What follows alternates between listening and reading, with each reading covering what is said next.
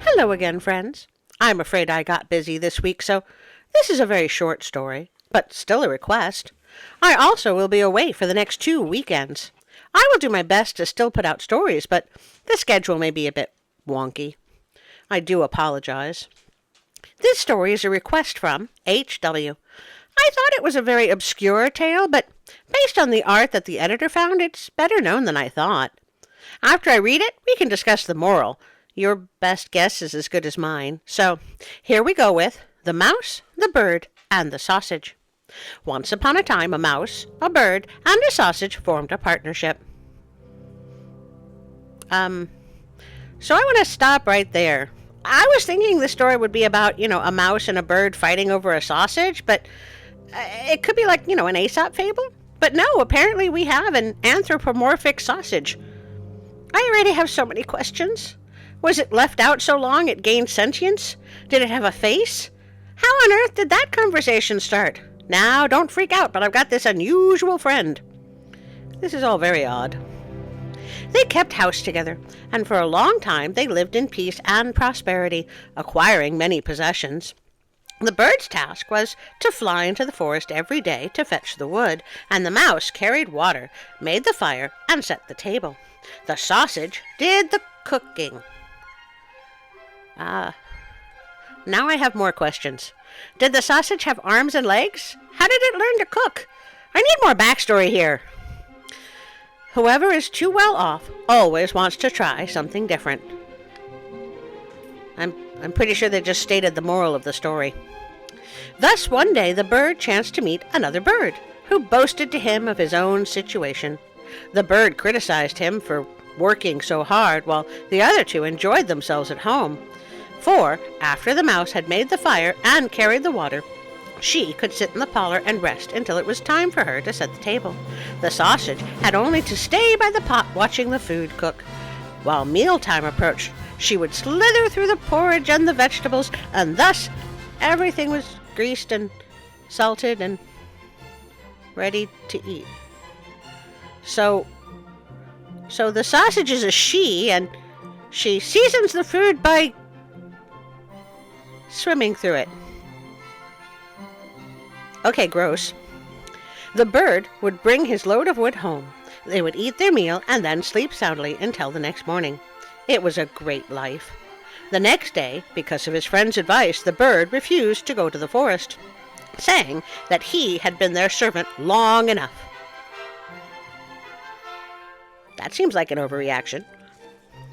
He was no longer going to be a fool for them. Everyone should try a different task for a change. The mouse and the sausage argued against this, but the bird was the master, and he insisted that they give it a try. The sausage was to fetch wood. How? The mouse became the cook, and the bird was to carry water. This seems like a bad idea, and also, really, how is the sausage supposed to carry the wood? I don't understand this story. And what was the result? The sausage trudged off towards the forest. The bird made the fire, and the mouse put on the pot and waited for the sausage to return with wood for the next day.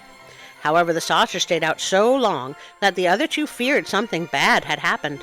The bird flew off to see if he could find her. A short distance away he came upon a dog that had seized the sausage as a free booty and was making off with her. Both disturbing and completely predictable. The bird complained bitterly to the dog about this brazen abduction, but he claimed that he had discovered forged letters on the sausage. What? Did the sausage also have pockets? And what would a dog care about forged papers? I'm so confused. And that she would thus have to forfeit her life to him. On what authority? And what is going on? Also, that poor sausage, I think.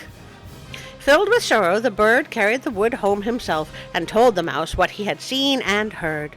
They were very sad, but determined to stay together and make the best of it. The bird set the table while the mouse prepared the food. She jumped into the pot. as the sausage had always done, in order to slither and weave in and about the vegetables and grease them. But before she reached the middle, her hair and skin were scalded off, and she perished. Well, that's just horrible. When the bird wanted to eat, no cook was there. Beside himself, he threw the wood this way and that, called out, looked everywhere, but no cook was to be found. Because of his carelessness, the scattered wood caught fire, and the entire house was soon aflame. Wow, things are going from bad to worse. Oh, the urge to make a dad joke is strong.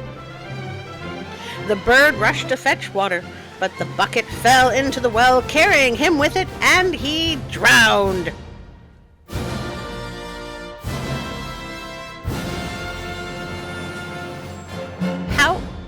How is this the end of the story? H.W., why do you like this story? Now I can see why I have never read it before. Poor foolish sausage and mouse, poor witless bird. Okay, so clearly the moral of this story is stay in your lane or you'll die.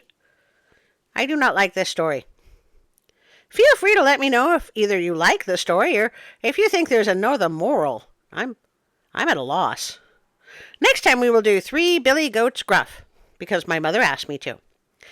We have come to the part where I ask you to like, comment, and subscribe. I have learned more about the evil algorithm. It's all about engagement. By liking my videos or commenting or following the link to watch more, the algorithm thinks, oh, I guess more people should see this, and then I get suggested to new people. But if I don't get any likes or comments, the algorithm thinks, oh, no one should ever watch these videos, and I will make them as hard to find as my algorithm possible. It's all very sad. However, I must say to all of you, my dear friends, who join me week after week, that I am so humble and appreciative that you spend a half hour of your time with me. I continue to do this because of you. I make these videos for you, my friends. I cannot say thank you enough. If you would like to support me, there are links below for Patreon, Instagram, and Facebook. I would like to thank Pixabay.com for all the wonderful sounds and images they provide. And now, for a special thank you to my Patreon supporters. So this thing is supposed to take me to amazing locations? Yep. Are you sure? Yep. Hey, really? Yep. I, It's not as complicated as you think. it looks like a window blind. You already turned the camera on? Oh. Yep. Oh, they're gonna know it's a green screen. Hold on. Whew. Okay, red leather, yellow leather. I can do this. All right, 3, 2, 1. I would like to thank my dear Patreon supporters, Robinson, Ida, Darren, Teresa, Brick's Journey, Karen, William, Josh, Colleen, and Callum, and now also Celeste, my greatest fan, and Mom. See, Mom, I am doing something productive with my life. Celeste likes me. I cannot thank you enough for joining us. Thanks to your generous support, we can now go to amazing locations like where I am standing now. I thought this was supposed to take me to amazing locations. Why is it still just green? I think it's broken. It's not broken. That's how it works, Artie.